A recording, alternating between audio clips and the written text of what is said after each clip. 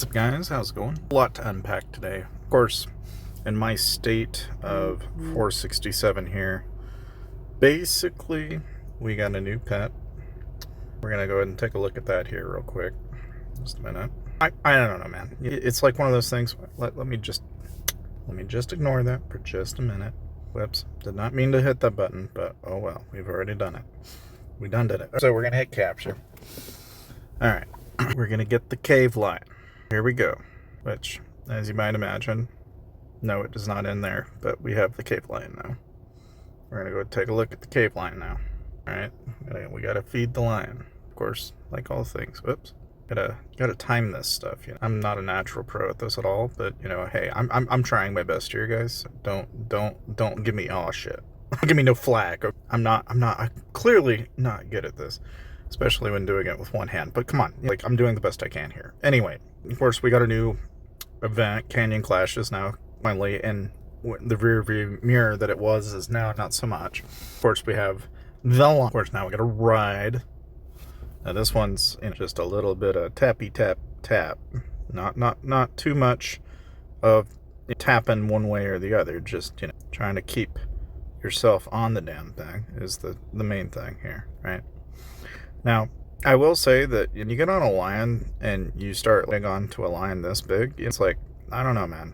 I'd actually kind of question her sanity. This is probably not a good idea. Like, this is like getting on a bear and just thinking, yes, it'll work. It'll get tame.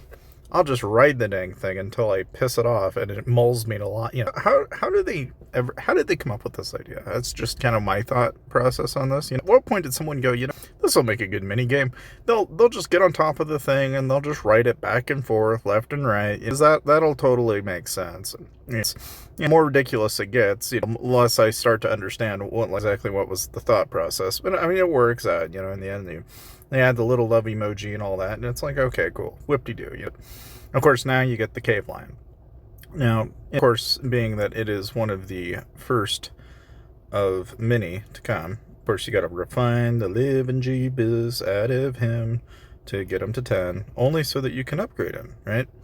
Right, that was kind of the point, right? Of course, you can level and level and level, but you get Feral Anthem, which basically gives you a troop attack boost for 2.5%.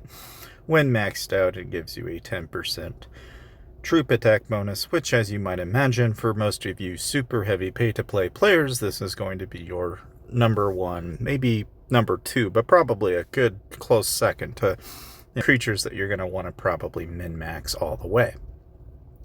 Of course, with that on the menu, of course, we have Tundra Adventure, which, for those of you out there that are doing your dice rolls and spinning to your heart's content and going through the adventure caravan, I would say about out of all the things in here that is probably worth it, right? You'll probably won't very seldom find yourself getting this Moonlight Serenade very often, nor are you going to find yourself ever getting this Lost City without spending a stupid amount. This one here is kind of I don't know, I guess if you like having a bunny on top with a flower, then hey, all the power to you. But the main thing here is, just like anything, I'm getting asked questions like how my day is. Let's just leave it at this, all right? If you guys are wanting to do your upgrades and everything in Adventure Caravan, obviously, spend to your heart's content, do whatever you need to do. Outside of that, really, I'd say if you haven't already caught wind of it, it's basically the opportunity is nigh for the Canyon Clash. So you've got Storm Range, Flame Guard, and Ice Guard. I'd say really, if anything, just make sure to hold your own forts and don't stress trying to fight on one lane at a time. Because unlike Foundry, this does not involve rallies. This is just sending squads and having a plan. Of course, you do get to vote when you're going to do it, and you can look at the tutorial here. It'll tell you how the stages are set up. Again, just to kind of give you an idea. Basically, stage 1, you're going to have your ruins, your airports, your somewhat semi-decent buildings, right? And then, you'll work from that to eventually fortresses. And fortresses are going to be what people are going to be wanting to take over. And then eventually, you got to fight for the Frozen Citadel. That's really where things kind of break up into, who's good and who's bad and vice versa. Of course, you can basically use fuel to conscript, move, and advance and retreat and revive your troops. You know, again, there's different types of defenders at each building, so you have to be mindful of which troops you have. You know, and of course, it's an order of sequence. One thing I did have someone ask me about was like, okay, does there anything you can do in the matchmaking element of it? And it's like, not really. It's like, I don't really think you can game that. I can try, but I don't see what the point of that would be, since a lot of that is out of your control. But outside of all of this, right, of all the things that you see here, right, between the friendly squads and everybody engaging basically in a linear fashion in the queue, and then eventually, you know, how those squads are being used to basically engage. It's what I'm trying to say is the shop. The shop is going to be a much bigger deal, right? Because here you can decide where you're going to invest a lot of your coins into. Now, obviously, some of those pieces that are going to be heavy go-tos are going to be your alloys. People are going to probably jump for polishing solution for this event. You're not going to see as many people worry about essence stones. Might see XP enhancements, but if anything, it's going to be noteworthy, probably in part for working on your gear more than anything else. But it all depends on how many of these actual coins that you're going to acquire during the event. And I really won't know all too much myself, really.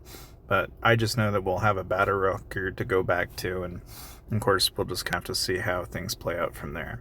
But as far as that goes, of course, we have alliance mobilization. You guys got to be doing your missions, making sure you're doing your points and all that jazz. You got alliance championship going on. You got foundry coming up. And you got armament competitions. It's a bit of a loaded week. Plus, you got to make sure you're doing arena. If you aren't doing arena, you best be doing arena. Obviously, the best time to do arena is to do it right before the clock cycle ends, which is around 6 p.m. CDT to my knowledge. And you just kind of want to make sure that you do it just before the thing resets. Now, I try to get down there in the rankings, but nowadays it's actually really difficult to get down there unless you've spent like a fair amount of money. And it's one thing that is like overlooked by a lot of players, but this game does drastically get more expensive after the first couple of months. Once you get exposed to the remainder of the player base, that's when the reality will set in, and you've got to be a little bit more picky about how you're going to play the game and really decide what you're wanting to get out of it, right? But all in all, so like here I'm at rank 10. That's good enough for me. I'll take a break. And of course, I'm always saving my coins for the custom mythic carrot chair. You can never go wrong there. And that's really that. That's pretty much all there is to it, guys.